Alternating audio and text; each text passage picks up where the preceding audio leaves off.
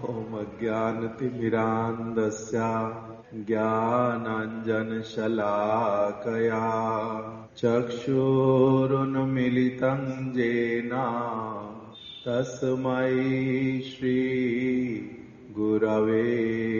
नमः। वाञ्छाकल्पतरुभ्यश्च कृपासिन्धुभ्य एव च पतितानां पावनेभ्यो वैष्णवेभ्यो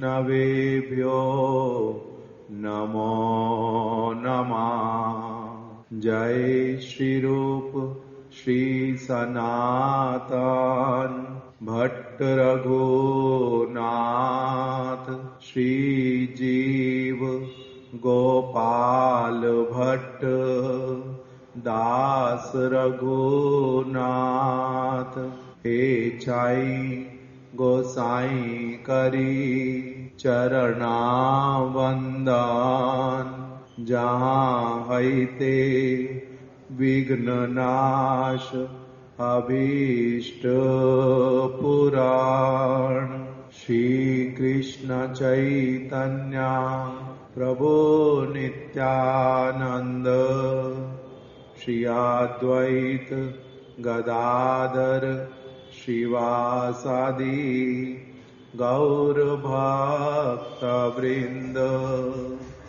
हरे कृष्णा कृष्णा कृष्णा हरे हरे, हरे राम राम राम हरे हरे।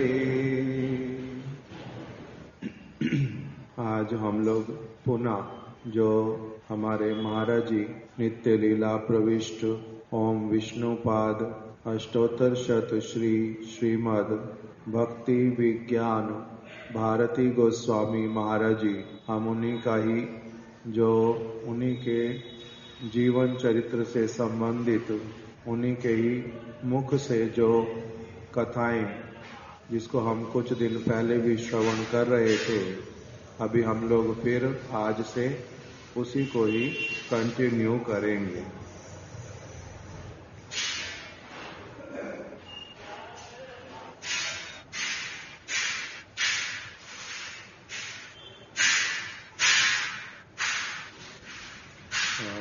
ब्रज प्रभु दूसरा वाला वो दो सिस्टम। नरोत्तम प्रभु पहले आप कथा सुनाओ जो महाराज जी का मायापुर में रहना और सीमेंट इत्यादि कंस्ट्रक्शन के लिए रखा हुआ होना, फिर बरसात का आना, महाराज जी का किस प्रकार से उस समय उन्होंने सेवा किया और उनके मन में क्या क्या भावना थी, ये वाला आप बताओ।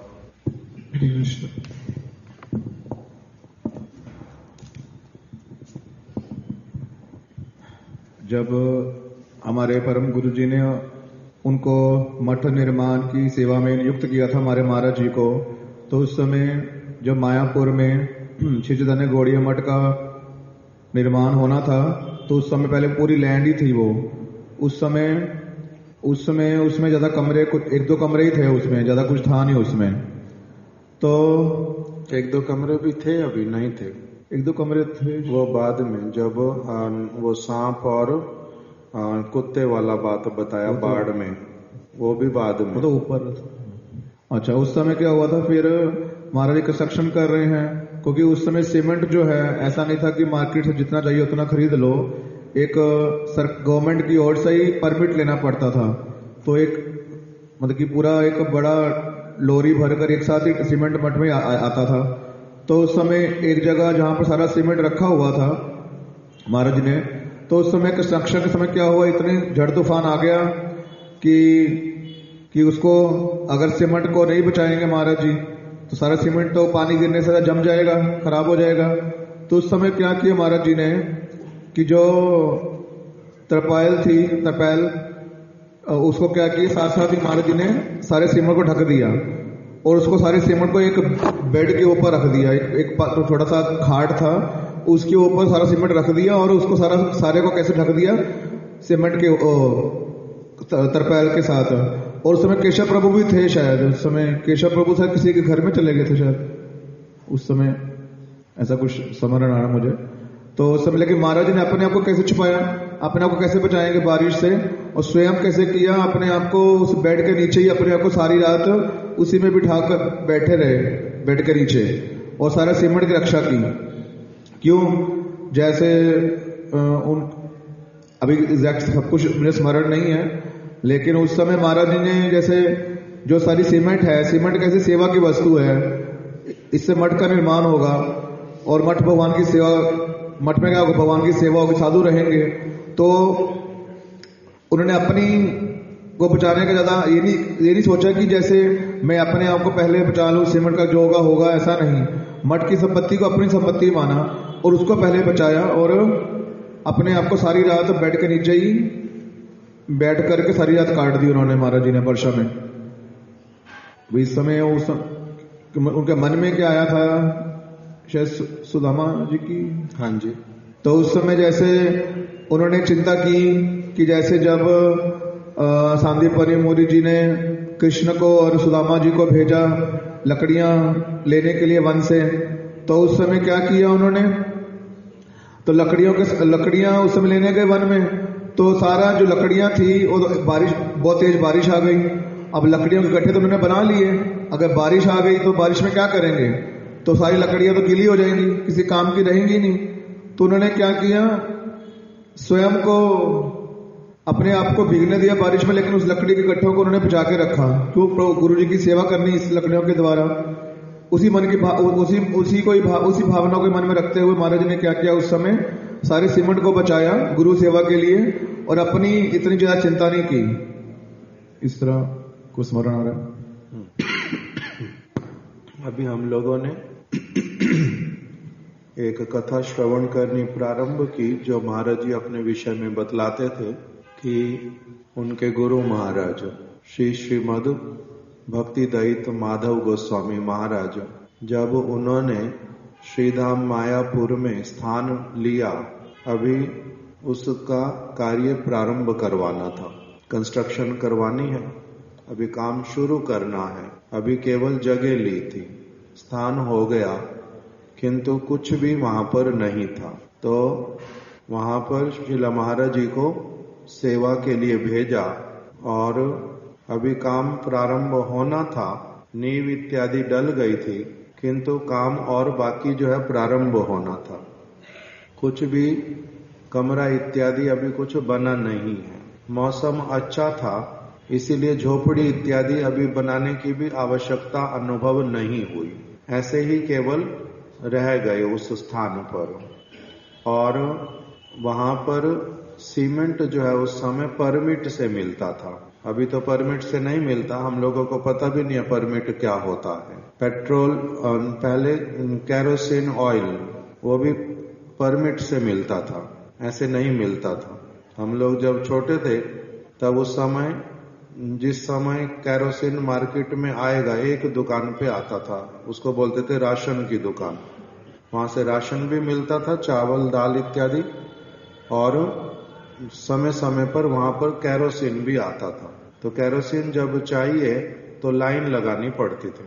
लाइन में आप बैठोगे, कैरोसिन शुरू करेंगे वो देना सुबह से, हो सकता शाम तक आपका नंबर आ जाएगा। और 5 लीटर की कैन लेकर के जाएंगे, घर में 5 लोग हैं, 5 लीटर मिलेगा, क्योंकि वो राशन कार्ड में 5 लोगों का नाम लिखा है। तो 5 लोगों को 1 महीने में 5 लीटर कैरोसिन मिलेगा।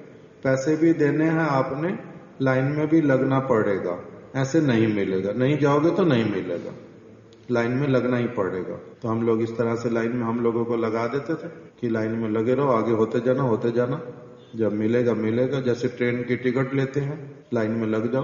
तो पहले इसी तरह से सीमेंट भी जो है, एक महाराज जी के समय में जब कंस्ट्रक्शन करते थे, उस समय सीमेंट जो है उसका परमिट करना पड़ता था। गवर्नमेंट के पास जाओगे, अपना प्लान दिखाओगे, जगह की रजिस्ट्री दिखाओगे, कितना बड़ा बिल्डिंग बनेगा, कितना सीमेंट चाहिए और हम किस किस समय में कितना कितना देंगे, वो लिख करके दे देते थे परमिट पे, इस डेट को इतना मिलेगा, इस डेट को इतना मिलेगा।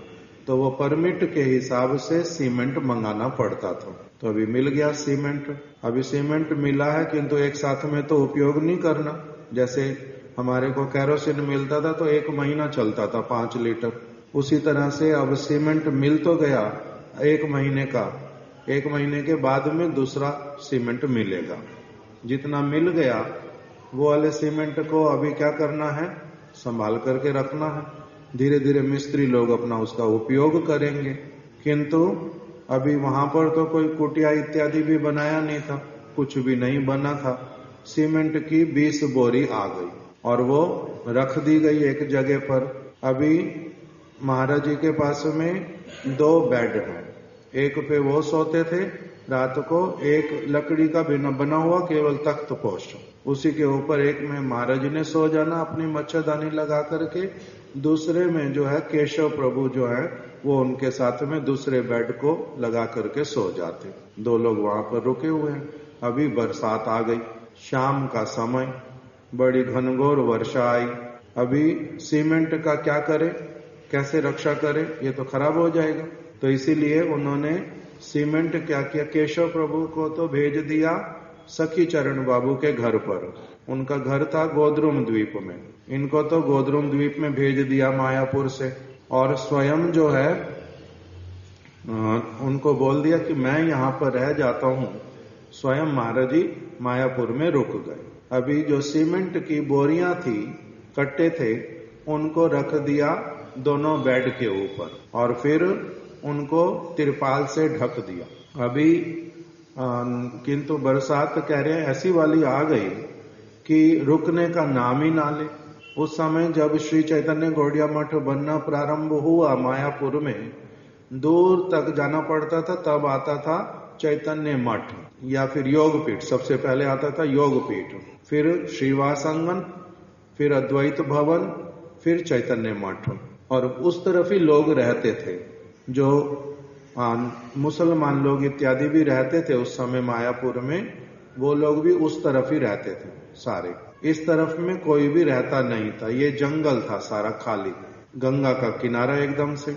अभी बरसात आ गई, तो अभी इस प्रकार की बरसात कि रुकने का नाम नहीं ले रही, बहुत तेज बरसात है। पहले तो क्या किया महाराज जी, अपना उसके नीचे एक ऊपर तो सीमेंट आ गया, उसको तिरपाल इत्यादि से ढक दिया, क्योंकि तिरपाल थे पास में, तिरपाल से उनको तो ढक दिया कि जिससे सीमेंट के ऊपर पानी ना गिरे, ना नीचे से ना ऊपर से। रख दिया तख्तपोश के ऊपर, तो इसे जमीन पे जो पानी आएगा वो भी उसको लगेगा नहीं, और ऊपर से तिरपाल से ढक दिया, पानी आएगा तो उसके अंदर जाएगा नहीं, वो बाहरी बार गिर जाएगा। अब और स्वयं कहाँ रह गए, उस चारपाई तो नहीं, तख्तपोश के नीचे, उसके नीचे स्वयं रह गए। अभी रात हो गई और अकेले हैं, आसपास में और कोई है भी नहीं। और उस समय मायापुर में जो है, अभी भी मायापुर में है, रात को अगर कोई व्यक्ति नींद ना आ रही हो, ध्यान दे तो आवाज आता है सियार का। बहुत सारे सियार जो हैं मायापुर में, वो रात को रोते हैं, बड़ी अजीब अजीब सी आवाज करते हैं, एक साथ में मिल करके। एक आवाज करना शुरू करेगा, सारे शुरू कर देंगे साथ साथ में। तो उस वहां पर जंगल है, ऐसे तो गंगा सामने है, लोग दूर दूर तक दिखाई नहीं देते, और बरसात के समय में वैसे कोई बाहर नहीं आएगा। तो महाराज जी वहां पर अकेले। तो अभी एक दिन शाम को बरसात शुरू हुई, रात में सारी रात रह गई, अगला दिन भी सारा दिन बरसात रह गई, रात दिन भी और रात भी। उससे अगला दिन जो है तब जाकर के बरसात रुकी। तो उतने समय में बैठना जिस तरह से भी संभव हुआ, अपना उसी चारपाई तख्तपोश के नीचे ही रह गए। और अब इस समय में कह रहे हैं मेरे मन में जो है, एक तो भोजन की व्यवस्था हुई नहीं, जल इत्यादि थोड़ा सा ले लेना, मलमूत्र कैसे त्याग करना, और जिस किसी तरह से बरसात में करके रह जाना, और कपड़े भी साथ में ज्यादा नहीं थे, क्यों हर रोज 2 नहीं तो 3 सेट थे, उसी को ही अपना लेकर के व्यवहार करते थे। तो अभी जिस किसी तरह से अब ये सारा कुछ अपनी आप समझने का कि उन्होंने वो 2-3 दिन में किस प्रकार से जल केवल लेना और खाने पीने की कोई चीज नहीं है, और जो किस तरह से अपना जो दिन क्या बोलते हैं मलमूत्र इत्यादि त्यागना, ये सब करना, ये अपने आप समझ लेना इसके बीच में कि कैसे किया हो, ऐसी परिस्थिति में कौन क्या करता है। तो वो सब कर लिया। अभी उसी के बीच में मन में क्या चल रहा है उस बात को मुख्य रूप में बताते थे। कि एक बात मन में आई कि मैंने तो सुदामा जी की कथा बचपन से सुनी हुई है, कृष्ण और सुदामा की कथा बचपन से सुनी हुई है। वो अपने गुरु माता सांदीपनी मुनि जी की पत्नी के कहने पर क्या गए थे, संध्या के समय में वन में चले गए थे लकड़ी को इकट्ठा करने के लिए। और दैव की इच्छा से माता ने उस समय उनको क्या देकर के भेजा था, गुरु माता जो है उनको कुछ सुदामा को कुछ चने दिए थे कि चने लेकर के चले जाओ, अगर आने में देरी हो, भूख लगे तो ये चने खा लेना, सुदामा को दिए थे। अभी जो वन में जब वो लोग गए तो क्या करने लगे, लकड़ी इकट्ठी करने लगे। लकड़ी इकट्ठे होते होते ही बीच में क्या आ गया था, बहुत अधिक बरसात आ गई थी। और उन्होंने क्या किया था, लकड़ी को बचाने के लिए कुछ सुदामा कुछ कृष्ण वो उठा करके अपना ऊपर वृक्ष पर चढ़ गए थे। और उन्होंने क्या किया था कि अगर नीचे रहेंगे तो पानी जो है वो लकड़ियों को गीला कर देगा नीचे वाला, और हम अब लकड़ी को ले ऊपर उठ के लकड़ी को भी रख लेते हैं, अब स्वयं भी बैठ जाते हैं, और उससे ऐसी जगह पर लकड़ी को रखेंगे जो घने वृक्ष के नीचे क्या होएगी, भीगेगी नहीं बहुत अधिक, और हम लोग भी ऊपर रह जाएंगे। ऐसे करके रह गए थे। अभी दूसरी तरफ से क्या हुआ था, जो सांदीपनी मुनि उनको पता नहीं थी ये वाली बात कि गुरु माता ने इनको लकड़ियां लेने के लिए भेजा है। उन्होंने बार बार पूछा कि कृष्ण कहाँ है, सुदामा कहाँ है। तब उनकी जो पत्नी उन्होंने कहा कि मैंने तो उन लोगों को, दोनों बालकों को लकड़ी इकट्ठा करने के लिए भेजा था, तो अब कहाँ पर होंगे, ये तो परेशानी का समय, बाहर निकल नहीं सकते, और वो छोटे बालक है अभी, किस अवस्था में होंगे, इस प्रकार से सारा सोचने लगे। उधर सुदामा जी जो हैं उनको चने मिले तो थे किंतु थोड़े थे, तो इसीलिए उन्होंने क्या किया, अकेले ही वो खा लिया। कृष्ण उनको बोल रहे हैं दूर से, थोड़ी दूरी पर बैठे वृक्ष पे, एक जगह वो बैठे थे, दूसरे डाल पर वो बैठे थे। तो कृष्ण कहते हैं मेरे को तुम कुछ ऐसा लग रहा है, अब शब्द आता है, आवाज आती है कुछ कि कोई आप कुछ खा रहे हो, ऐसे वाला शब्द आता है। तो सुदामा कहता है कि तुम्हारे को स्वप्न आ रहा है जागते जागते, ऐसे तो तुम जाग रहे हो, मैं भी जाग रहा हूं, जागते जागते तुम्हें क्या आ रहा है, स्वप्न आ रहा है, तुम्हारे को आवाजें आ रही है कि कोई कुछ खा रहा है। मेरा ठंड के कारण मेरे कपकपी लग रही है, ठंड के कारण मेरे दांत बज रहे हैं, और तुम्हें लग रहा है कि कोई कुछ खा रहा है। इस प्रकार से बोल दिया। कृष्ण चुप बैठ गए कि ठीक है, इसको ज्यादा ठंड लगी, क्योंकि सबको बराबर ठंड नहीं लगती, किसी को जम ज्यादा लगती है, किसी को कम लगती है, तो इतना ऐसे वाला कह के रह गए। अभी प्रातः काल हुआ, सारी रात ऐसे उनकी बीत गई। तब फिर प्रातः काल हुआ, तब क्या हुआ, तब उनके गुरुजी उनको ढूंढते ढूंढते, आवाज लगाते लगाते सांदीपनी मुनि आए। तब ये दोनों बालक जो हैं उनको मिले। तो रात में कोई कष्ट तो हुआ नहीं, कष्ट हुआ किंतु लकड़ी भीगी नहीं, कष्ट हुआ, ये तो मेरे को समझ आ रहा है। फिर लकड़ी कैसे नहीं भीगी, तो कहते हैं हमने उसको ठीक रख लिया जगह पे, जिससे जो पानी उसके ऊपर ना गिरे। गुरु माता ने सेवा दी थी। तब सांदीपनी मुनि ने उन दोनों को गले लगा ली बड़े प्रेम से कि छोटे बालक, किंतु जो इनका सेवा का भावना ये वाला क्या है, बड़ा प्रशंसनीय है। तो इस प्रकार से उनको गले लगा ली। अभी महाराज जी कहते हैं कि मेरे को भी यही मन में आने लगा कि ये वाली जो परीक्षा, ये सुदामा और कृष्ण की परीक्षा हो गई। गुरु जी ने परीक्षा ली नहीं थी, किंतु दैव ने अपनी आप से उनकी परीक्षा करवा दी। उन्होंने परीक्षा ली थी, उन्होंने भेजा था कि वर्षा आने वाली, देखता हूं ये उस समय लकड़ी का क्या करेंगे क्या नहीं करेंगे।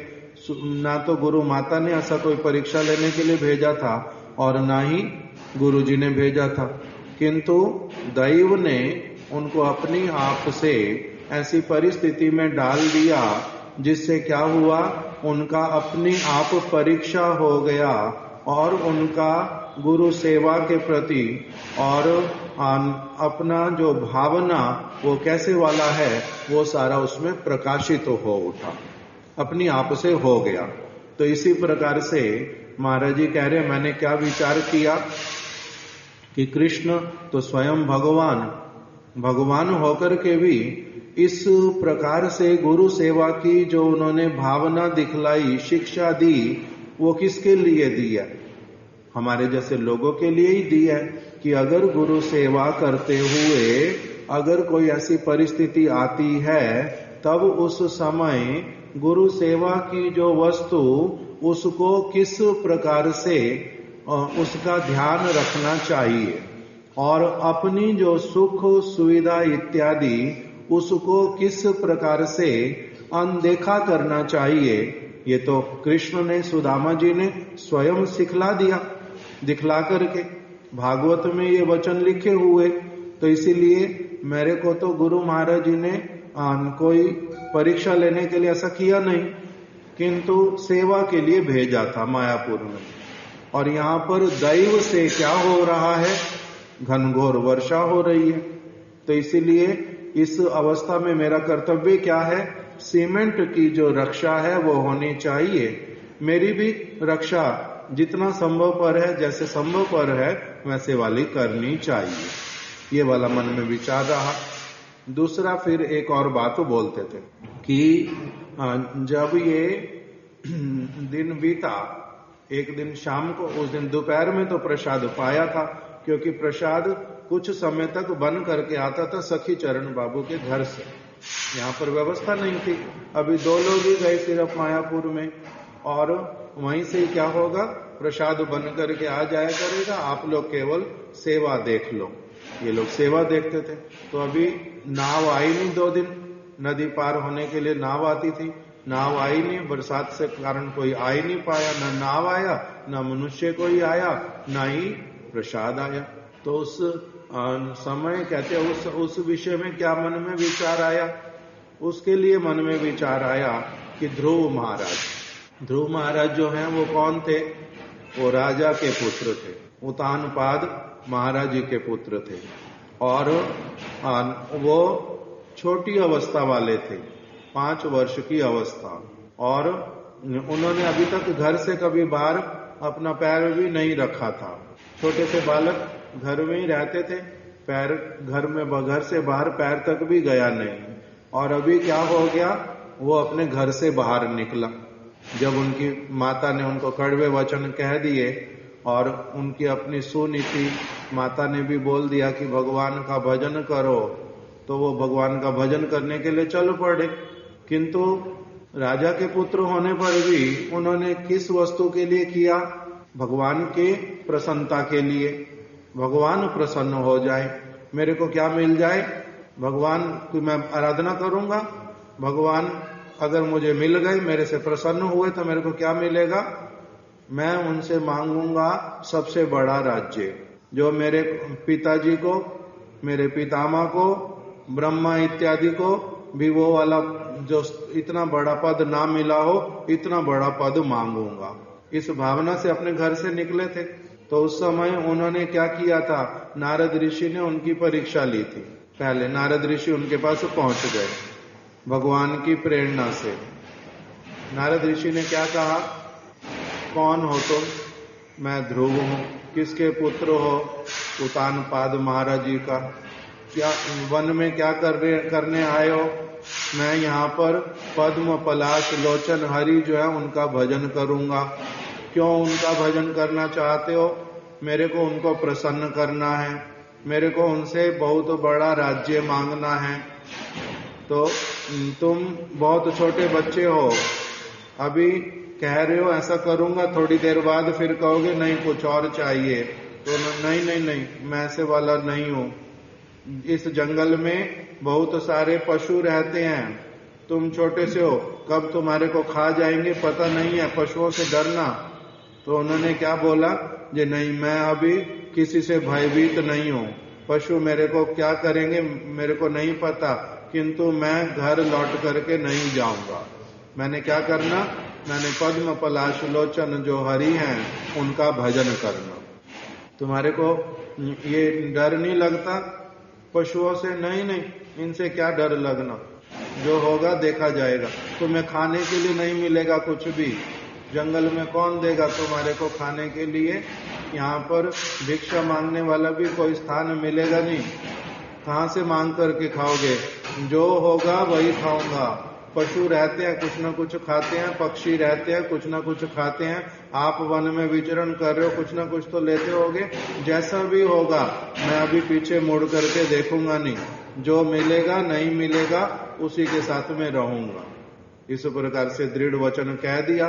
तो जब वो महाराज जी अब फिर अपनी बात बता रहे हैं कि मेरे मन में क्या आया कि ध्रुव महाराज राजपुत्र थे, राजपुत्र होने पर भी उन्होंने ना खाने की ना पीने की किसी चीज का चिंता किया नहीं। और मैं कौन हूं? मेरे पिताजी थे ब्राह्मण, मैं ब्राह्मण वंश का, हम लोग भिक्षा मांग करके रह सकते, मैं ब्राह्मण पुत्र।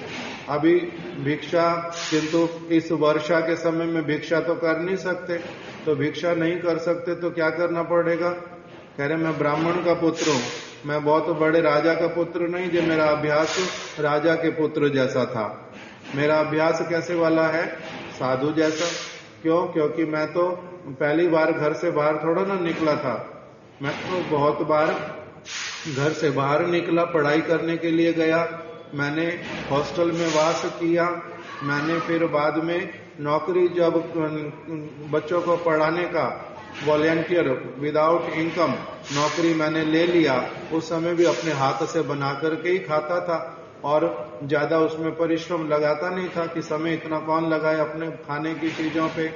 और फिर आश्रम में आ गया रहने के लिए। यहाँ पर भी अब जिस समय जैसा हो उसके लिए तो हमारा मन के द्वारा पूरी तरह से प्रस्तुति है।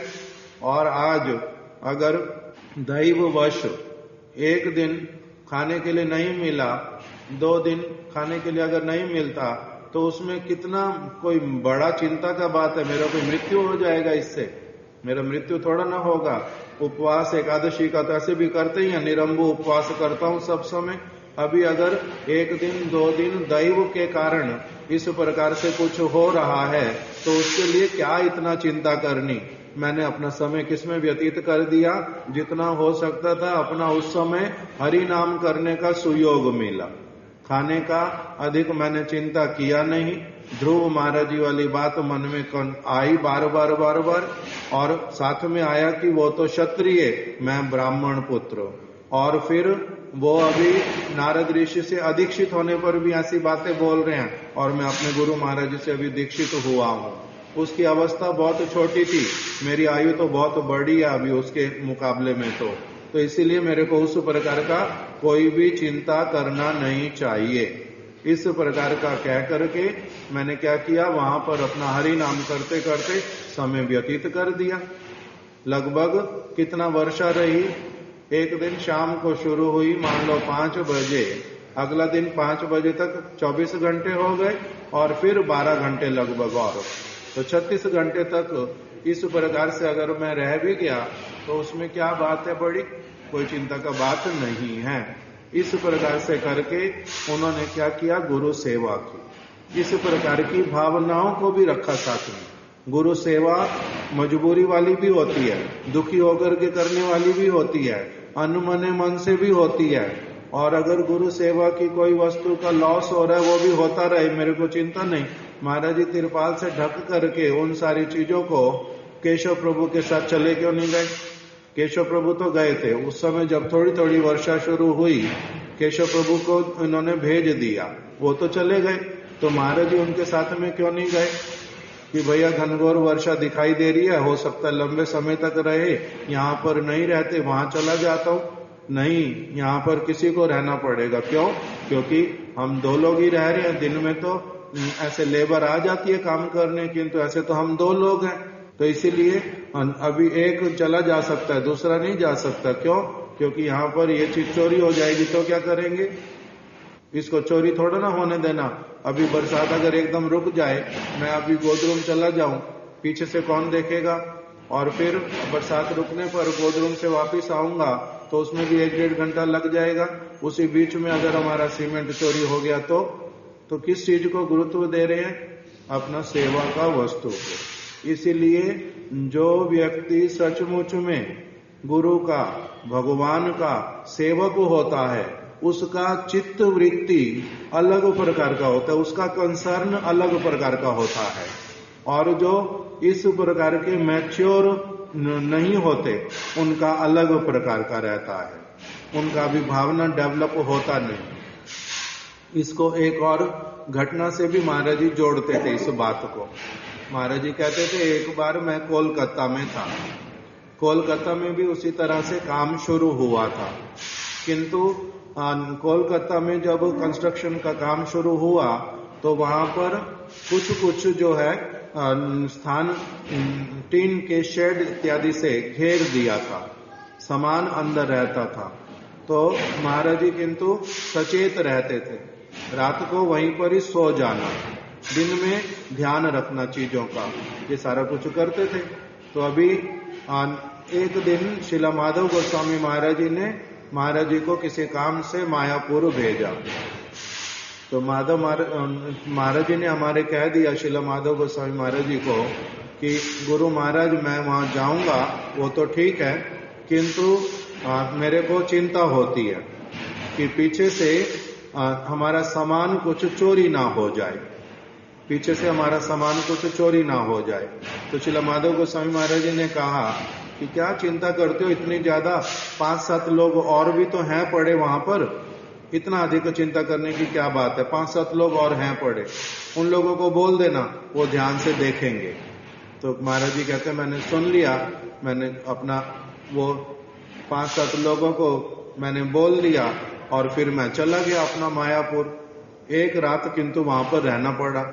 अगले दिन जब आया तब मैंने आकर के सुना गुरु महाराज जी के मुख से ही, उन्होंने कहा देखो तुम सच ही कह रहे थे, तुम कल चले गए और हमारे यहाँ से चोरी हो गई। क्या चोरी हुआ था मैं भूल गया, नरोत्तम प्रभु को स्मरण है? वही टीन शेड ही चोरी हो गए, कुछ वो चोरी हो गया। तो अभी महाराज श्रीला माधव गोसाई महाराज जी कह रहे हैं कि तुम तो कह ही रहे थे कि मेरे को चिंता होती है चोरी ना हो जाए किसी चीज की, तो तुम गए, देखो चोरी हो भी गई। तो इतने सारे लोग थे तब भी चोरी हो गई। तो महाराज जी कहते हैं मैंने उसी समय गुरु महाराज जी को कहा कि गुरु महाराज ये लोग जो है ये वॉलेंटियर, इनका इच्छा होएगा कुछ करने का, कुछ देखने का, वो देख लेंगे। वॉलेंटियर का मतलब क्या होता है, हमारी जब इच्छा कुछ करना है तो कर देंगे, नहीं इच्छा तो हम कुछ नहीं करेंगे। किंतु इनके ऊपर विश्वास नहीं किया जा सकता कि ये उस तरह से देखभाल करेंगे और इनका उस प्रकार का भावना होगा कि ये हमारी वस्तु चोरी होएगी तो हमारा लॉस होएगा, और चोर तो सब तरफ होते हैं, इसीलिए ध्यान रखना पड़ेगा वस्तु को। इनका उस प्रकार का डेवलपमेंट नहीं है अभी। ये डेवलपमेंट किस में आता है, उसके लिए फिर और एक कथा सुनाते थे। महाराज जी कहते थे एक व्यक्ति है, उसने हलवाई का दुकान खोला। उस हलवाई की दुकान खोलने पर उसको सुबह आना पड़ता है, रात को लेट जाता है, और दिन में सारा दिन बहुत व्यस्त रहता है। क्यों? खरीददार आते हैं बहुत सारे, कस्टमर बहुत सारे आते हैं।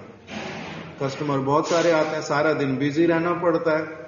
सुबह उठता है, बच्चे के साथ बात नहीं कर पाता क्योंकि बच्चे अभी सो रहे होते हैं और ये घर से आ जाता है। रात को जब वापिस जाता है तब भी इसके बच्चे सो रहे होते हैं। दिन में आता है, जल्दी उठता है, वो सो रहे होते हैं। रात में पहुंचता है, लेट पहुंचता है, तब तक भी बच्चे सो जाते हैं। अभी बच्चों से मिलना हो नहीं पाता। और उधर दुकान पर जब रहता है तो खाना पीना भी ठीक से नहीं हो पाता क्योंकि भीड़ बहुत है दुकान पे सब समय। दिन में 10 बार चाय मंगवाता है किंतु एक एक घुट करके पी पाता है, बाकी फिर सारी कप में पड़ी रहती है, वो ठंडी हो जाती है, फिर छोड़ देता है। क्यों? क्योंकि टाइम ही नहीं है पीने का, खाने के लिए समय नहीं है। जैसे कैसे करके आधी रोटी खा लेता है इधर उधर, इस तरह से उसका समय जाता है। न्यूज़पेपर आता तो रोज है दुकान पे, दूसरे लोग पढ़ते हैं जो कस्टमर इधर उधर खड़े हैं या कोई टाइम बिताने के लिए आया, किंतु इसके पास समय नहीं है पढ़ने के लिए। टीवी लगाया हुआ दुकान पे, दूसरे लोग उसको देखते रहते हैं, किंतु इसके पास में टाइम नहीं है टीवी को देखने का। इस तरह से ये अपना काम करता है। किंतु एक दूसरा व्यक्ति है, उसका भी हलवाई का ही दुकान है। उसकी दुकान पे किंतु वो लेट आता है, उसकी दुकान पे कस्टमर भी कम आते हैं। वो सुबह अपने बच्चों से आराम से अपना मिलता है, खाता पीता है, सारा कुछ करता है। बाद में फिर दुकान पर भी आराम से अपना चाय भी पीता है, बीच बीच में न्यूज़पेपर भी पढ़ता है, टीवी भी देखता है, सारा कुछ करता है और शाम में भी जल्दी अपना घर पहुंच जाता है। अभी इन दोनों में से प्रसन्न कौन है अधिक? इन दोनों में से अधिक प्रसन्न कौन है? जिसकी दुकान पे ग्राहक आते हैं सारा दिन, जो अपने बच्चों से नहीं मिल पाता, जो चाय नहीं पी पाता ठीक से, जो खा नहीं पाता ठीक से, वो तब भी बड़ा प्रसन्न है। कारण क्यों प्रसन्न है इतना अधिक? क्योंकि दुकान को खोलने का उद्देश्य है अधिक से अधिक कमाई करना। बच्चों के लिए अच्छा होगा, घर के लिए अच्छा होगा, मेरे लिए अच्छा होगा, इस प्रकार की सारी चीज उसको क्या करती है? उसके आनंद का कारण बनती है। अब दूसरा वाला जो व्यक्ति है वो दुकान भी खोलता है, सारा कुछ करता है, बच्चों से भी मिलता है, चाय भी पीता, किंतु वो प्रसन्न रहता नहीं। दुकान खोली थी, कस्टमर आते ही नहीं ज्यादा, दुकान खोली थी, ये नहीं हुआ, पैसे हाथ में ज्यादा आते नहीं, बच्चे भविष्य में क्या करेंगे, उनका कोई और काम सोचना पड़ेगा, अलग अलग प्रकार की चिंता करता है। तो अधिक प्रसन्न कौन है? पहले वाला। फिर उसकी दुकान पर उसका बच्चा आता है, बड़ा हो गया अभी बच्चा थोड़ा, जो दुकान पे बहुत सारे लोग आते हैं सारा दिन, तो अभी उसका बच्चा भी वो अपनी दुकान पे आके प्रसन्न होता है ना अप्रसन्न, वो भी अपनी दुकान पे बड़ा प्रसन्न रहता है। क्यों? क्योंकि जो सारा कुछ देख करके पता चलता है हमारा अच्छे से क्या हो रहा है, प्रॉफिट हो रहा है, हमारा भविष्य बड़ा अच्छा है, हमारे को बड़ा लाभ हो रहा है। इस तरह से बच्चा भी अपना बड़ा प्रसन्न होता है।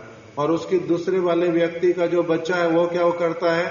वो आता है, वो भी उसी तरह से दुकान पे बैठता है, इधर उधर बगल झांकता रहता है, दुखी रहता है मन में कि हमारे पास में पैसे अधिक नहीं है, कस्टमर अधिक आते नहीं, क्या कारण है, ये नहीं वो नहीं, कुछ समझ नहीं पाता, वो दुखी रहता है। अब ये वाली सारी बात बताने के बाद में महाराज जी बोलते हैं कि पहले वाली दुकानदार के नौकर और दूसरी वाली दुकानदार के नौकर, उनमें से सैलरी दोनों को बराबर मिलती है नौकरों को। उनमें से कौन सा प्रसन्न होएगा और कौन सा अप्रसन्न? नौकर कौन सा दुखी होएगा और कौन सा प्रसन्न होएगा? जिस दुकान पे बहुत अधिक काम करना पड़ता है नौकर वहां दुखी, इतना काम करना पड़ता है, सारा दिन कस्टमर आते हैं, इसका पता नहीं इसने क्या ऐसा बीज बोया, इसके पास इतने ग्राहक आते हैं, कोई कुछ ऐसा होना चाहिए इसकी दुकान पे कम ग्राहक आए, कुछ तो कम आए, कम से कम कुछ तो बैठने दे। जो ना खुद बैठता ना हमारे को बैठने देता, ना खुद खाता ठीक से ना हमारे को खाने देता, उसको उनकी बड़ी सारी कंप्लेन है, वो प्रसन्न नहीं है वहां पर। और दूसरी तरफ से क्या है, दूसरी दुकान पर जो नौकर हैं वो क्या करते हैं? बड़े प्रसन्न। दुकान तो ऐसी वाली होनी चाहिए, मालिक मिले सबको ऐसे वाला ही मिले, मालिक का भाग्य होना चाहिए ऐसे वाला खराब, उसकी दुकान पे कस्टमर ही नहीं आना चाहिए, बहुत अच्छा है, वो दूसरी तरह से सोचता है। तो अभी इसी प्रकार से महाराज जी सोचते हैं, महाराज जी कहते हैं कि हम लोगों ने क्या सीखा कि भगवान का प्रॉफिट हमारा प्रॉफिट, भगवान का लॉस हमारा लॉस, भगवान की संपत्ति हमारी संपत्ति, गुरु जी का सारा कुछ हमारा है, हम उनकी संतान है, हम उनके नौकर नहीं है। हम लोगों का अगर कुछ लॉस होगा हमें दुख होएगा, अगर हमें प्रॉफिट होएगा तो हम बड़े प्रसन्न होएंगे। कोई कस्टमर, महाराज जी कहते हैं जिसकी दुकान पे बहुत भीड़ आती है, उस दुकान पर कस्टमर जो है एक आया, वो क्या कह रहा है, मेरे को 5 मिनट हो गए खड़े खड़े, देना ना नहीं देना, दूसरी दुकान पे जाऊं। तो ये क्या कहता है मालिक अपनी आप से, बाबूजी 1 मिनट रुक जाओ, बस 2 मिनट और रुक जाओ, अभी दे रहा हूं बस। तो 2 मिनट 5 मिनट हो गए, फिर से उसको मिला नहीं, अरे मैं जा रहा हूं, अरे नहीं नहीं एक मिनट रुको, 1 मिनट रुको, जाना नहीं जाना नहीं, बार बार उसको रोकता है। और उसकी दुकान का नौकर क्या बोलता है, एक दिन मालिक 5 मिनट के लिए इधर उधर हो गया, नौकर को उसी तरह से किसी ने बोला कि अरे भाई देना है तो दे, अरे चाहिए तो आराम से रुको ना, शोर क्यों मचा रहे हो। तो उसने कहा अरे भाई बहुत देर हो गया, दो जल्दी करो, क्या नहीं है, अभी नहीं है, अभी नहीं है, 5 मिनट रुको, 5 मिनट रुको, अभी देते हैं। तो मैं कहीं और चला जाऊं, हाँ जाना तो जा, हमारा क्या जा रहा है, जा, ज्यादा वो कर रहा है कि जल्दी है जल्दी है, जा तेरे को जहां जाना जा। तो मालिक का कहने का तरीका और नौकर के कहने का तरीका एक ही होगा डील करने का। क्यों? क्योंकि नौकर को कोई फर्क नहीं पड़ता कि ये दोबारा ग्राहक आए दुकान पे या नहीं आए, इसका मन खराब होए या नहीं होए, प्रॉफिट हुआ या नहीं हुआ, उसका इससे कोई भी लेना देना नहीं है। किंतु मालिक का क्या है, इससे लेना देना है। इसीलिए मालिक की चित्तवृत्ति, मालिक के पुत्र की चित्तवृत्ति वो होती है अलग, और जो नौकर है उसकी चित्तवृत्ति, वो उसका व्यवहार, उसकी क्रिया, वो सारा कुछ होता है अलग। तो इसीलिए क्रिया से ही पता चलता है, भावना से ही पता चलता है कि कौन वास्तविक रूप में भगवान का सेवक, गुरु का सेवक है, और कौन गुरु का भगवान का सेवक नहीं है। क्रिया से पता चलता है। तो इसी प्रकार से जो पहले वाली उन्होंने कथा सुनाई, वो कौन सी वाली, सीमेंट वाली, मायापुर की, प्रसाद नहीं मिल रहा, रहना पड़ रहा मुश्किल में, और सेवा की वस्तु भी खराब ना हो, चित्त वृत्ति भी कैसी वाली रहे। मैं गुरु जी ने पता नहीं कैसी जगह पर भेज दिया, बेकार। यहाँ पर सांप भी निकलते हैं, यहाँ पर कोई घर भी नहीं है, लोग भी कोई आते जाते नहीं है, सियार रात को सारा दिन आवाजें करते हैं, नींद नहीं आने देते, और साथ साथ में ये बरसात और आ गई, मेरी जान की आफत। इसमें कितना परेशानी, कितना परेशानी, ये सारा कुछ बिल्कुल भी नहीं। किस प्रकार की चित्त वृत्ति होती है साधु व्यक्ति की, गुरु सेवक की, वो अलग प्रकार की होती है। तो इसलिए ये उनके प्रारंभिक दिनों की बातें, इसलिए बोलते थे कि देखो हिंदी में क्या कहा जाता है, होनहार विरवान के होत चीकने पात। इसका मतलब क्या होता है, राम को पता है? नहीं पता। आपको पता है? नहीं पता। आपको पता है? नहीं पता। ब्रज कुमार को नहीं पता। आपका नाम क्या है? कृष्णा। कृष्णा को नहीं पता। आपका क्या नाम है? गौरदास। गौरदास को भी नहीं पता। रामदास को भी नहीं पता। ब्रज कुमार को भी नहीं पता। वासुदेव प्रभु कह रहे उसको भी नहीं पता। बताओ, ये तो अविश्वास वाला हुआ मेरे लिए। ये 4 लोगों के लिए कोई चिंता हुआ नहीं। 3 छोटे हैं, ब्रज कुमार हिंदी भाषी नहीं है, इसलिए चिंता नहीं। किंतु वासुदेव को भी नहीं पता। बताओ, होनहार बिरवान के होत चीकने पात, किसको भी नहीं पता। किसको पता है? हम लोग ये कहानी के माध्यम से हम लोगों ने सीखा था स्कूल में। कहानी पता है? होनहार बिरवान के होत चीकने पात, ये कहानी पता है? नहीं पता। धीरू प्रभु को नहीं पता। नरोत्तम प्रभु को नहीं पता। आपको भी नहीं पता? मतलब क्या होता है वो तो पता होगा। माइक दे दो उनको, मतलब बता दो, फिर कहानी मैं बताता हूं।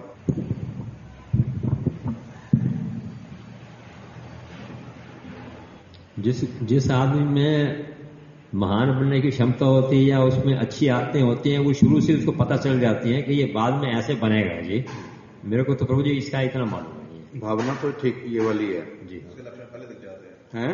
उसके लक्षण पहले दिख जाते हैं। उसके लक्षण प्रारंभ से ही दिखलाई देने लग पड़ते हैं। कैसा बनेगा ये भविष्य में क्या निकलेगा। होनहार बिरवान के होत चीकने पात।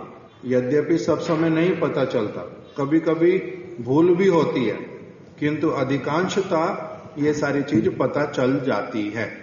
जैसे हमने जो उदाहरण विद्यालय में जो पढ़ा था वो क्या था कि एक राजा, वो अभी राज्य उसका बड़ा है और उसके राज्य में राज्य बड़ा है, किंतु राजा की कोई संतान नहीं है आगे, और वो अभी वृद्ध होते जा रहे हैं। उनके मन में चिंता है कि आज अगर मेरा मृत्यु हो गया तो मेरा राजपाट जो है कौन संभालेगा। उनको चिंता हुआ। अभी उन्होंने क्या किया, राज्य में मनादी फिरवा दी सब जगह पर कि मेरे को जो है आगे अभी राजपद कौन संभालेगा, इसके लिए किसी व्यक्ति की आवश्यकता है, मैं खोज कर रहा हूं। इसीलिए जो अच्छे लोग हों, जिनमें राजा वाले गुण हों और जो इस चीज के लिए इच्छुक हों, ये सारे लोग जो हैं राजमहल में आ जाओ, कुछ दिन तक यहाँ पर वास करो। हम लोग जो हैं आप लोगों को देखेंगे और फिर उसमें से निर्णय लेंगे कि किसको राजपद के लिए चयन किया जाए, किसको राजपद के लिए चयन किया जाए। तो सब लोग, बहुत सारे लोग आए, सबके रहने की व्यवस्था किया और उनका मंत्री जो था राजा का वो बहुत अच्छा था। वो मंत्री को कह दिया कि आप इन सब लोगों को देखते रहना, इनको परखना, इनके स्वभाव को समझना और कौन योग्य है कौन नहीं है, किसमें कितना अधिक योग्यता दिखाई दे रही है, ये सारा आप देखते रहना। और मंत्री ने स्वयं भी और कुछ और लोगों को भी उसमें लगा दिया कि सारे लोग ऊपर से देखने वाले रहेंगे। और बहुत सारे लोग आ गए। अभी कोई क्या करता है, एकदम से हर रोज सुबह सुबह बड़ा जल्दी उठता है, कोई अच्छे से अपना स्नान करता है, कोई अच्छे से तिलक इत्यादि करता है, कोई बड़े प्यार से ध्यान लगाने बैठ जाता है, कोई अलग अलग जो अच्छे अच्छे गुण हो सकते हैं। खाने के समय में बातचीत नहीं करना और व्यर्थ में किसी के साथ में इधर उधर में उलझना नहीं, कोई बात नहीं करना, नहीं तो हमारे ऊपर नजर है किसी न किसी की, तो कहां से क्या देख रहे होंगे पता नहीं है। तो सारे अपना अपना जो उनको लगता कि ये अच्छा करना चाहिए, ये अच्छा करना चाहिए, वो सारी चीजें एक के बाद एक अच्छी वाली अपनी करते। मंत्री सबको देखता रहता है, दूसरे लोग भी देखते रहते।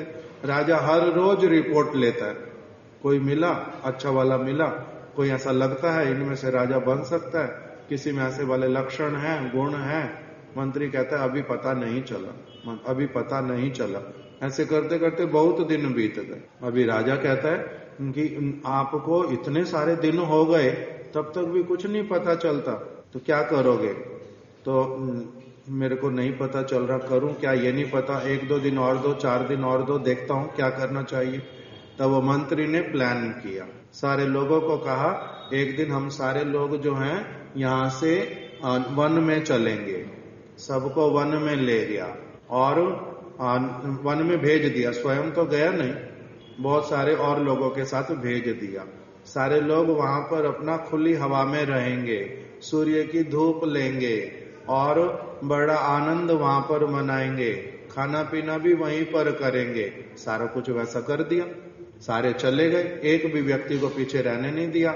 अभी उसके बाद में जो मंत्री है वो स्वयं, उसने क्या किया, एक जगह ऐसी बनवाई बीच में जानबूझ के थोड़ी सी, जिसमें कीचड़ कर दिया और एक बैलगाड़ी उसमें फंसा दी। अभी बैल बहुत प्रयास करते किंतु बैलगाड़ी को निकाल नहीं पाते, और वो मंत्री जो है उसने बैलगाड़ी में सामान ढो दिया बहुत सारा, और स्वयं जो है वो एकदम से वेश बदल करके बूढ़ा आदमी बन के वो बैलों के साथ में खड़ा हो गया। अभी वो सारे लोग जो हैं पास में से गुजर रहे हैं, जो लोग राजा बनेंगे उस पद के लिए आए हैं, अपनी योग्यता दिखा रहे हैं। तो अभी ये अपना साधारण सा व्यक्ति किसान जैसा बन करके और बिल्कुल गरीब जैसे कपड़े पहन करके, वेश पूरी तरह से बदल करके, बार बार केवल जिसको भी देख रहा है बुला रहा है, भाई मेरे को थोड़ा सा ये बैलगाड़ी को पीछे से धक्का दे दो, मेरी बैलगाड़ी निकल जाए, थोड़ा सा धक्का दे दो, मेरी बैलगाड़ी निकल जाए। कोई भी रुकता ही नहीं है। हमारे को अपने बहुत सारे काम है, हमने अपना और कुछ करना, ये वाला काम थोड़ा ना करना, ये वाला काम थोड़ा ना करना। इस तरह से कोई भी रुकता नहीं।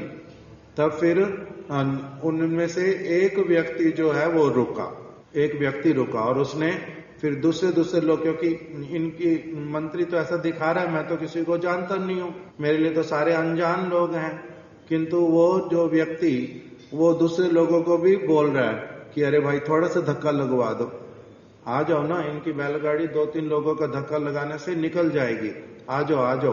तो कोई भी आता ही नहीं, क्या इस तरफ यहाँ क्या खड़ा होना है, आगे चलो, वहां पर पता नहीं कौन कौन देख रहा होगा, क्या हमारे को करना है, ये बैलगाड़ी को क्या धक्का देना। तो कोई भी उसके साथ में आया ही नहीं, और वो बहुत देर तक खड़ा रहा, बहुत लोगों को बोलता रहा, आ जाओ बैलगाड़ी को धक्का दे दो, आ जाओ बैलगाड़ी को धक्का दे दो। तो उसने ऐसा कुछ किया नहीं, किसी ने भी किया नहीं, और वही बार बार क्या बोलता रहा कि अच्छा कोई बात नहीं। अब एक एक करके सारे खत्म हो गए लोग, कोई और बचा ही नहीं जिसको कहे कि धक्का दे दो। अब कौन रह गए वहां पर, सिर्फ मंत्री रह गया और वो व्यक्ति रह गया। और वो अब पीछे से कह रहा है इनको कि सामान लदा हुआ, इसको आदमी तो दिखाई दे नहीं रहा, अब धक्का दे रहा है बड़ी जोर जोर से, और उनको कह रहा है कि आप देखो अगर निकल सकता जल्दी जल्दी करो, देखो तो आप अपनी तरफ से प्रयास करो, मैं धक्का दे रहा हूं, आगे हुआ थोड़ा सा, देखो हिला, थोड़ा सा ऐसे हुआ, देखो आगे हुआ। तो अभी वो तो होता नहीं क्योंकि भार बहुत सारा है, कोई और रुका ही नहीं, किंतु तब भी उसने अपना समय दिया। समय देते देते देते देते फिर वो थक गया और उसने कहा कि आपको तो बड़ा कष्ट होएगा, आपकी तो बैलगाड़ी निकल नहीं रही, मैं अब क्या करूं, मेरे को समझ भी नहीं आ रहा। तो इसने कहा अब देखो क्या कर सकते हो। तो कहते अच्छा आप रुको, आपका गांव कहाँ पर है। तो उसने बताया यहाँ से 3 किलोमीटर दूरी पर है, तो मैं आपके गांव चला जाता हूँ। तो नहीं, मैं तुम चल के जाओगे फिर वापस चल के आओगे, किसी को लेकर के आओगे। हाँ मैं आपके गांव में चला जाता हूँ, मेरे को आगे तो कोई काम नहीं है अभी ऐसा कुछ भी। वहां जाकर के तो उन्होंने कहा था वन से आकर के आज सारा दिन विश्राम करना है, तो इसलिए मेरे को कोई काम नहीं है, मैं आपके गांव में चला जाता हूँ, वहां से लोगों को बुला करके लाता हूँ और वो लोग फिर धक्का देंगे, फिर निकलेगी बैलगाड़ी। तो तुम इतना अधिक क्यों करोगे, तुम जाओ, मैं कोई बात नहीं यहीं बैठता हूँ, आता जाता। नहीं ऐसे कैसे अकेले आपको छोड़ के चला जाऊं। इन्होंने अपनी क्या दिखाई, पूरी तरह से मनुष्यता दिखलाई, कंसर्न दिखलाया। तब उसने बात करते करते अंत में बोल दिया कि मैं मंत्री हूं, मेरा ये नाम है, बैलगाड़ी को निकालने की आवश्यकता नहीं, चलो मेरे साथ में वापिस चलते हैं राजभवन। बैलगाड़ी वहीं छोड़ दी, सारा सामान छोड़ दिया, वो अपना चला गया। उनको लेकर के 2 लोग पहुंच गए राजभवन में। अब उनको सीधा राजा के पास लेकर के गया कि मेरे को राजा मिल गया, मेरे को राजा मिल गया, राजा के जो गुण होने चाहिए इस व्यक्ति में मेरे को मिल गए। वो कहते हैं एक ही इस प्रकार के गुण से आप कह रहे हो आपको राजा मिल गया, सचमुच में गुणों पे खरा तो उतरेगा। तो कह रहे हैं कि इनमें हो सकता है और कई तरह की कमियां हो, किंतु होनहार बिरवान के होत चीकने पात, इसमें इस प्रकार का गुण किंतु दिखाई दे रहा है जो राजा में अवश्यम भावी होना चाहिए। और कुछ गुण कम हो, थोड़े ज्यादा हो, ये हो वो हो चलेगा, किंतु ये वाला गुण जो है कि मनुष्यता होना, किसी की सहायता करना, हृदय में दुख होना, ये वाला जो गुण है ये राजा में अवश्य, दूसरों के दर्द को अनुभव करने का जो भावना ये राजा में होना चाहिए। और इसमें अभी अच्छी तरह से मेरे को दिखाई दिया। और अगर ये इनको ये सेवा कार्य दिया गया, धीरे धीरे करके इनका ये वाला गुण जो है बहुत अधिक वर्धित अपनी आप से हो जाएगा। इनमें क्या है, पोटेंशियल है, ये वाला गुण है, इसमें वो वाला पोटेंशियल दिखलाई पड़ रहा है, उसको निखार देना पड़ेगा सिर्फ। तो राजा मिल गया। तो इसी को क्या कहते हैं, होनहार बिरवान के होत चीकने पात। तो महाराज जी इसी प्रकार से अब जो अपने पहले की कथा सुनाते हैं, हम लोगों को ऐसा लगता है कि वो अपने 5-6 वर्ष के जब उनका मठवास हुआ उस समय की बातें बतलाते हैं। और मेरे को 30 साल हो गए मठ में रहते हुए, मेरे में तो इस प्रकार की भावनाएं अभी भी नहीं आती। अगर इस परिस्थिति में मैं पड़ गया तो मेरे तो बड़ा चिंता हो जाएगा, बड़ा परेशानी होगा, किस को दोष दूंगा पता नहीं। और अगर कभी ऐसा कुछ हुआ भी, किस प्रकार से अपना बार बार महिमा सुनाऊंगा, हमने ये किया था, हमने वो किया था, मैंने वैसे किया था, मैंने ऐसे किया था। हम लोगों का स्थिति बिल्कुल अलग है। तो इससे साधु पुरुष का चित्तवृत्ति और साधारण व्यक्ति का चित्तवृत्ति जो है उसमें बहुत प्रकार का अंतर होता है। इस प्रकार की घटनाओं से ये वाली सारी चीजें पता चलती हैं कि महत् पुरुष कौन होते हैं। जैसे एक दिन मैं पहले बता रहा था कि भगवान का कैसे पता चलता है, ये भगवान है, ये महान पुरुष है, इसका कैसे पता चलता है? ये पता चलता है उनकी क्रियाओं के द्वारा, उनकी वाणी के द्वारा, उनके व्यवहार के द्वारा, तब पता चलता है उनका किस प्रकार का उनका ट्रेनिंग है, किस प्रकार का उनका मन का वृत्ति है, किस प्रकार की सोच समझ रखते हैं। ये उनकी किस चीज से पता चलता है? उनके व्यवहार से, उनकी क्रियाओं से। इसीलिए कहते हैं जब तक किसी से व्यवहार नहीं हो तब तक किसी के बारे में कुछ भी नहीं पता चलता। बहुत लंबे समय तक व्यवहार होने पर भी तब भी कभी कभी क्या होती है, गड़बड़ निकल आती है। कैसे? जैसे वही कथा भी सुना रहा था, उसमें वो वाला गुण है राजा का कि वो दयालु है, लोगों की सहायता करना चाहता है, ये तो दिखाई दे रहा है। किंतु अगर उसको पहले से भनक लग जाती कि ये मंत्री है और ये चयन करने के लिए ऐसे ही बैठा है, तो फिर क्या करता वो? तब तो एक एक करके सारे रुकते, जिसको भनक लग जाती वो सारे उसको सहायता करते ना, नहीं करते। इसी प्रकार से बहुत सारे लोग नाटक भी करते हैं कई चीजों का, मनुष्य जैसे सद्गुणों वाला नाटक भी करते हैं। एक मैंने फिल्म देखी थी जब मैं बहुत छोटा था। उस समय फिल्म में क्या देखा कि एक व्यक्ति दुष्ट है और वो किंतु कोई आश्रम चलाता था, अंदर से दुष्ट है, आश्रम चलाता है किंतु, और लोगों से झूठ मूठ में कैसे कैसे पैसे इकट्ठे करने वो सारे काम उसमें करता था। और साथ ही साथ में वो स्त्रियों के प्रति बड़ा आसक्त रहता था। अब किस तरह से उसको एक वो फिल्म में दिखाया, उसको एक स्त्री मिली, बहुत धनी है, बहुत सुंदर भी है, अभी अविवाहित भी है, उसको मिली और साथ साथ में वो कुछ स्पिरिचुअली इंक्लाइंड है, मतलब भगवान की ओर कुछ झुकी हुई है, भजन करना चाहती है, उसको अच्छी बातें अच्छी लगती हैं, हरियाली अच्छी लगती है, साधु के साथ में मेडिटेशन करना अच्छा लगता है, ऐसे वाली भी थी।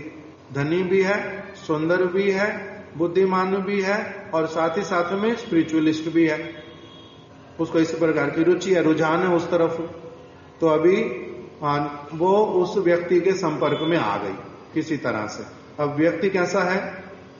दुष्ट है, साधु है नहीं, वो ऊपर से साधु है, अंदर से खराब है। उसने क्या किया अभी, किंतु इसको अब क्या करना चाहता है, इसके रूप के प्रति भी आकर्षित है, इसके धन के प्रति भी आकर्षित है। अभी इसके सामने कैसा बन के रहना है? इसके सामने उसने कैसे बन के रहना है? बहुत अच्छा, बहुत अच्छा, क्योंकि उसने तो केवल नाटक करना है ना उसके सामने, तो बड़ा अच्छा दिखाने का। उसको पता है इसको कौन अच्छा लगता है, जो व्यक्ति जितना अधिक स्पिरिचुअल होता है उसको वो व्यक्ति उतना अच्छा लगता है, इसको पता है। तो इसलिए अब उसके सामने कैसा बनता है? बहुत अच्छा साधु, हर चीज ऐसी वाली करता है, ऐसी बोलता है। तो अभी एक दिन पार्क में घूम रहे, उसी आश्रम में पार्क है, पार्क में घूम रहे, तो वहां पर उसने दूर से देखा एक छोटा सा कोई कीट, वो एक पत्ते पर जो है वो घास पर बैठा हुआ है। तो इसने क्या किया, उसको एक मिनट रुको, एक मिनट रुको, उस लड़की को रोक दिया और दूर से जाकर के फिर क्या किया, एक सूखा पत्ता उठा करके लाया और फिर वो कीट को धीरे धीरे धीरे धीरे उस पत्ते पर उठाया और फिर उसको उठा करके आराम से जाकर के किसी जगह रख करके आया। क्या दिखाने के लिए कि देखो मैं एक कीट को भी कितना ध्यान रखता हूं, कीट का भी कितना ध्यान रखता हूं, ये किसी के पैर के नीचे ना आ जाए, इसकी कोई हानि ना हो जाए, मैं इसका इतना ध्यान रखता हूं, मैं कितना बड़ा स्पिरिचुअलिस्टिक हूं, स्पिरिचुअल व्यक्ति हूं, ऐसे वाला दिखलाया। तो वो उसको देख करके उसने बड़ी प्रशंसा की, मन ही मन में बड़ी उसको अच्छा लगा, इसके प्रति आकर्षित भी हुई, ये तो बड़ा अच्छा साधु है, ये तो बड़ा अच्छा साधु है। वो थोड़ा थोड़ा जब संबंध बन गया तब उसने क्या किया, उसको स्पर्श करने लगा, उसके साथ में आगे जब आलिंगन इत्यादि करने जाएगा एकदम से वो लड़की भयभीत हो गई, ये कैसा वाला व्यक्ति है, अब उसने धक्का दिया कि मेरे को स्पर्श करना नहीं, तब इसने दरवाजा बंद करके, उसे पैसे तो ले चुका था बहुत सारे, और अब उसको इस तरह से कर दिया कि जैसे उसकी इज्जत लूटेगा, इस प्रकार से कर दिया। तो अभी ये वाला क्या था फिर, होनहार बिरवान के होत चीकने पात, वो तो दिखाई दिया था, कीट को उठाया, इतना प्यार से रख के आया, किंतु बाद में क्या दिखाया कि वो नाटक है। इस चीज को भी समझना पड़ता फिर साथ में। इसीलिए हमारे महाराज जी एक वचन बोल देते थे हमारे को कि गौर किशोर दास बाबा जी महाराज जी को किसी ने कहा ये बहुत अच्छा साधु है, ये बहुत अच्छा साधु है। बाबा जी महाराज जी ने एकदम से उसको डांट दिया, खाइया देखी चोस, खाइया देखी चोस। इसका मतलब तुमने उसके साथ व्यवहार करके देखा है, कितने दिन उसके साथ रहे हो, क्या देखा है तुमने उसका जो कह रहे हो बहुत अच्छा साधु है, बहुत अच्छा साधु है। नहीं नहीं महाराज जी कथा बहुत अच्छी करता है, कथा बहुत अच्छी करता तो अच्छा साधु हो गया, क्या पता तुम्हारे को बीच में और क्या है। व्यवहार करके देखा है, व्यवहार करके देखा है। इसलिए जब तक किसी के साथ में बहुत अच्छी तरह से व्यवहार करके नहीं देखा, तब तक नहीं पता चलता कि कौन कैसा है। कुछ कुछ आइडिया लगता है, और जो बहुत हायर कॉन्शियसनेस वाले होते हैं उनको तो ये बातें बड़ी अच्छे से पता चल जाती हैं, किंतु तब भी वो किंतु कंफर्मेशन नहीं देते। हमारे महाराज जी एक व्यक्ति को बहुत अच्छा साधु मानते थे, किंतु कंफर्मेशन कहते मन में रखता था, मैंने कंफर्मेशन अपने मन को, अपने आप को भी नहीं दी, किसी और को भी नहीं दी। किस लिए? मैंने क्या कह करके रखा, all that glitters is not gold. सारी चमकने वाली चीजें सोना नहीं होती। धीरे धीरे पता चलेगा कि ये सोना है जैसा मेरे को दिखाई दे रहा है, मेरे को समझ आ रहा है, या फिर सोना नहीं है। क्या है? महाराज एक शब्द यूज करते थे आर्टिफिशियल को, और क्या कहते हैं? इमिटेशन। ये सोना है या इमिटेशन है, ये बाद में पता चलेगा, जब अच्छे से इसके साथ क्या होता जाएगा, व्यवहार होता जाएगा। तो जब तक व्यवहार अच्छे से ना होता जाए तब तक नहीं पता चलता सोना है या फिर इमिटेशन है। इस प्रकार की कुछ कुछ महाराज जी की बातें आज भी हमने सुनी, कल आगे सुनेंगे। वांछा कल्पतरुभ्यश्च कृपा सिंधुभ्य एव च पतितानां पावनेभ्यो वैष्णवेभ्यो नमो नमः।